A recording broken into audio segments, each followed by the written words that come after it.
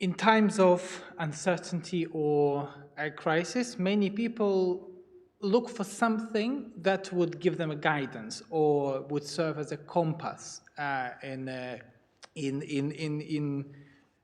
help, something that would help to make people decision. And the question I ask myself all the time, so behind me there is a Aron HaKodesh, the ark that contains the Torah scroll. In our case, it's a few Torah scrolls. But can Torah be the book that gives us this guidance? And some Jews take the view that Torah is the book of law, and living a good life is to live according to the Torah. Some even go further and say that to be a Jew, one needs to keep Torah, all the Torah laws. I would like to argue with that and say that Torah is not the book of law or a book of answers. Torah is the book of questions and a book that makes you think. And that's the main principle, and that's the main purpose of this book. This week's Torah portion is the perfect example of this approach. Let's focus on two stories from this Torah portion. One from the very beginning, the one that opens this week's Torah portion, and the other one at the very end, the one that closes this Torah portion, and indeed the entire book of Genesis, Bereshit.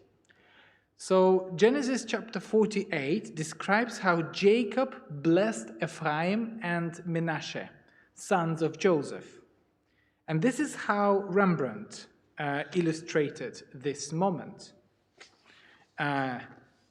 This is the painting from 1656.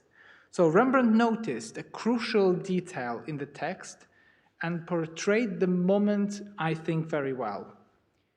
Near the end of Jacob's life, Joseph brought his two sons to their grandfather to receive a blessing. And Manasseh was the older son of Joseph, the firstborn, who was supposed to receive the primary blessing.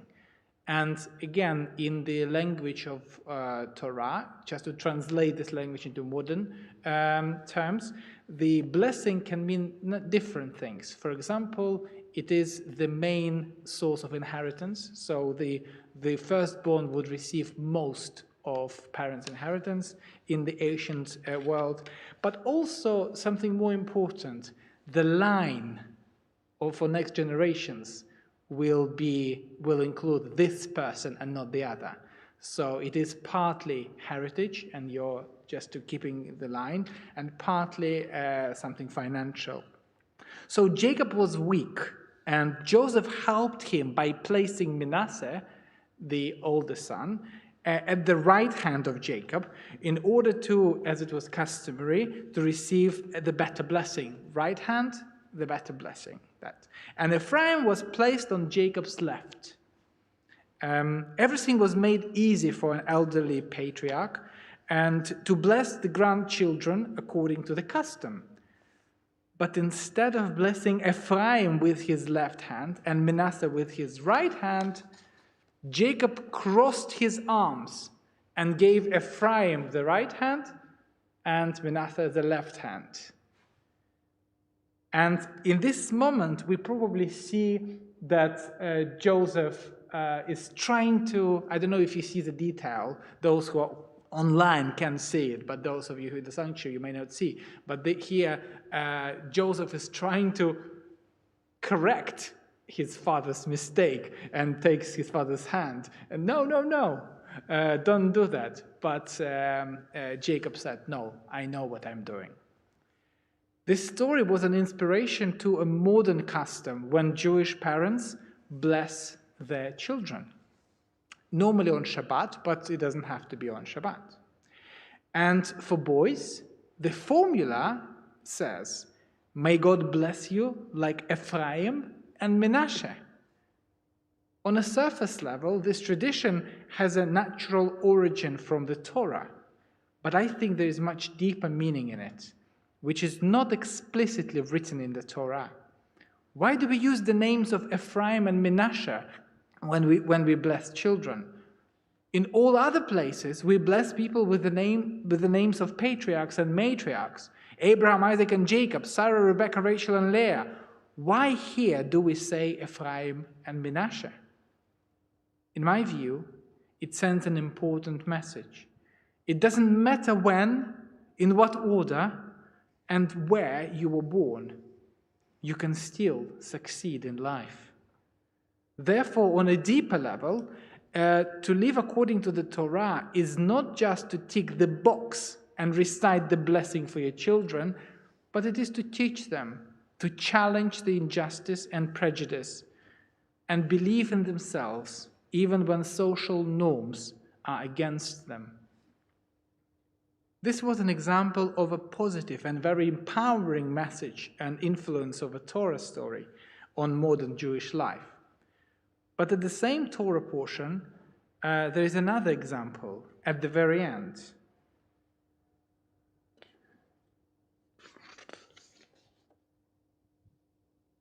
When Joseph's brothers saw that their father was dead, they said, "What if Joseph still bears a grudge against us and pays us back for all the wrong that we did him?"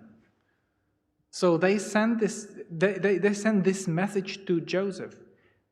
"Before his death, your father left this instruction. So shall you say to Joseph, 'Forgive, I urge you, the offense and guilt of your brothers who treated you so harshly. Therefore, please forgive the offense of the servants of God of your father.'" And Joseph was in tears as they spoke to him these words. Rabbis of Yerushalmi, the Palestinian Talmud, noticed something very important in this text. Nowhere in the Torah, or in fact nowhere in the Hebrew Bible, is it written that Jacob said these words. Jacob never said it and never asked his sons to pass the message to Joseph. To accept a kind interpretation of this text is to say that Jacob did say it, but it's just simply not written in the Torah. So we have to trust the Torah that it has been said. The most unkind reading of this story is to say that the brothers lied in order to save their lives. Potentially, they were afraid. If this is Torah, does it mean that Judaism allows us to lie? What about ethical standards that Torah holds us to? What about the 9th commandment, do not bear false witness against your neighbor? So the Palestinian Talmud had this view. This text, rabbis said, spoke untruth to make peace between Joseph and his brothers. That is what is written, and then it quotes the story. This is a nuanced understanding that something, and sometimes there are conflicting principles that guide us. Sometimes even such fundamental basics as telling the truth can lead to a disaster and conflict within a family. The principle of keeping people and families together might be as important as the 10 commandments. Today we live in a world and a country where the decision of what to do is left to us. Nobody tells us what to do, so we have to decide. We have the burden and privilege of responsibility and the freedom of choice.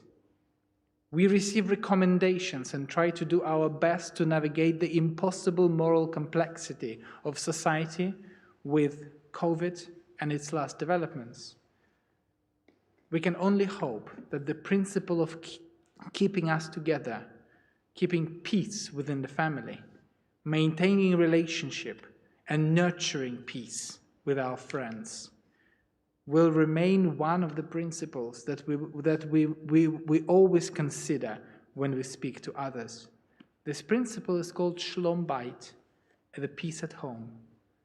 May Shalom Bayit, the peace at home, be a continuing principle and blessing that will help us support us in this complex and challenging world. Shabbat Shalom.